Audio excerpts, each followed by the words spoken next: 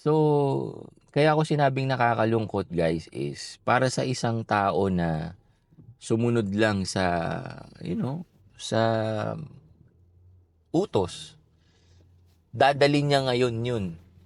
Tulad niyan, supposed to be for permanent residency na sila, biglang, 'di ba? Inadmissible ka ngayon dito sa Canada.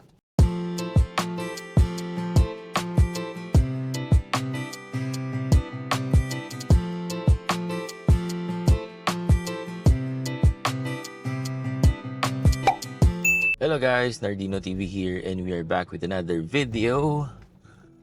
So, good morning, good afternoon, good evening sa inyo guys kung nasan man kayo ngayon. No? So, kumusta naman yung mga kababayan natin dyan sa Pilipinas? No?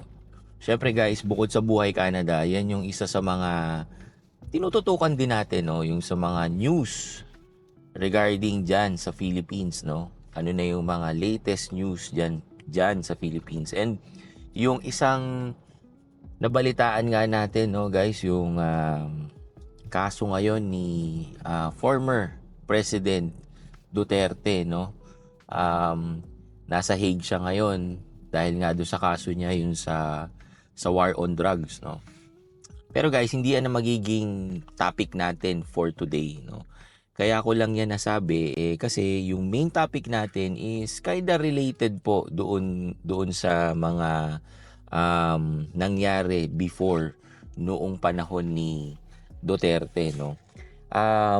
Meron kasi tayong nakitang public document guys regarding sa mag-asawa, no. Nagpunta sila dito and then nag-file sila ng permanent residency, no. Ang main applicant guys is yung wife, 'di ba? Tapos yung husband naman niya guys is dating pulis po sa Philippines, no? So nung nag-file sila ng permanent residency, pagkabalik ng result, yung sa guy sinabi na he is inadmissible po dito sa Canada, no? At ang reason kung bakit gano'n ang naging result is that dahil naging party siya guys nung war on drugs ni Duterte, no? So kung matatandaan nga natin guys, yung war on drugs niya na yon is meron pong naging kaso, no? Naging kaso against human rights, human violation, yung mga ganyan, against humanity, 'di ba? So, yan din yung kanyang kaso ngayon na haharapin sa ICC, no? So, ang nangyari guys, nung lumabas yung result na yon, no? So, nag-file siya ng case. Yan yung makikita natin na public document guys na kumbaga ina-challenge niya guys yung naging decision ng immigration dito sa Canada kung bakit hindi siya nabigyan ng permanent residency. So parang ang sinasabi niya guys na kahit naging part siya nung war on drugs nga, hindi naman daw siya pumatay, hindi naman daw siya directly, no, naka-violate ng any human rights. Parang ganon yung nagiging laban niya, no. Pero based naman dun sa investigation ng immigration, sinasabi nila na it doesn't mean or it doesn't need na siya mismo talaga yung gumawa ng act, no. The mere fact na kasama siya guys doon sa grupo na nag-execute nung war on drugs na yon, hindi na agad yon papabor sa kanya. Kasi nga, Canada is against on those kind of doings, no? Kaya din,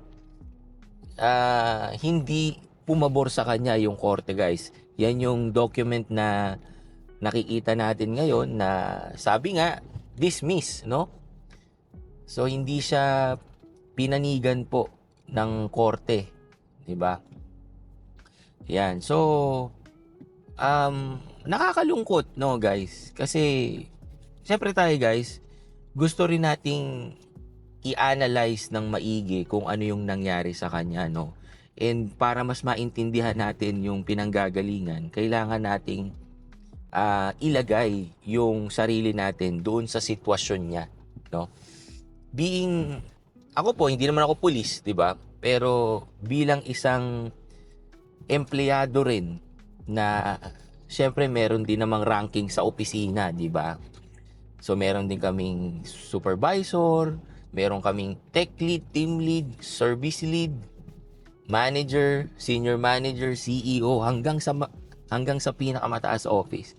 And I would say na yung structure ng pagiging isang pulis is kinda pareho lang din naman, di ba? It's kinda the same, no? Siyempre, ako naniniwala ako diyan na yung mga pulis talagang merong chain of command yan eh, no? Talagang kung ano yung sinabi nung nasa taas, pababa yan, no? I would say na yung kababayan nga natin na yon sumunod naman siya sa sa naging utos, 'di ba? So, kung mapapanood nyo nga guys, yung naging arrest po kay Duterte, 'di ba? Kumbaga, walang nakapasok doon sa Villamor hanggang sa nailipad siya, no? Kahit na senator, vice president nga, hindi rin nakapasok eh, 'di ba? So, syempre kapag may mga ganong utos, nakita naman natin na talagang walang nagawa, no?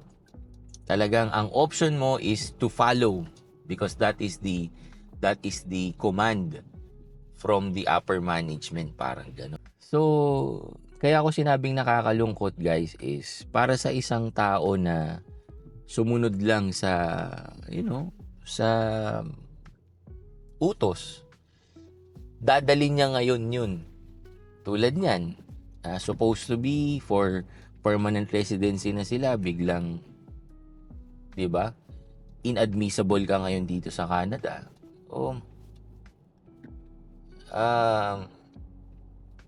baka hindi lang sa Canada guys. Baka kahit sa ibang country, ganun din ang maging lagay. Right? So, ang mangyayari, may stuck ka ngayon sa Philippines, 'di ba? Unless merong ibang country na, papanik sa iyo. May mga nakikita akong comments na so ano ba daw ang dapat gawin? Na wag na lang tayo maging honest dun sa filing kasi I think si Sir yung nag-submit ng case, 'di ba? Prior to that one, yung sa submission nila ng permanent residency, malamang sinubmit niya yung mga work history niya, yung mga documents na kailangan, di ba?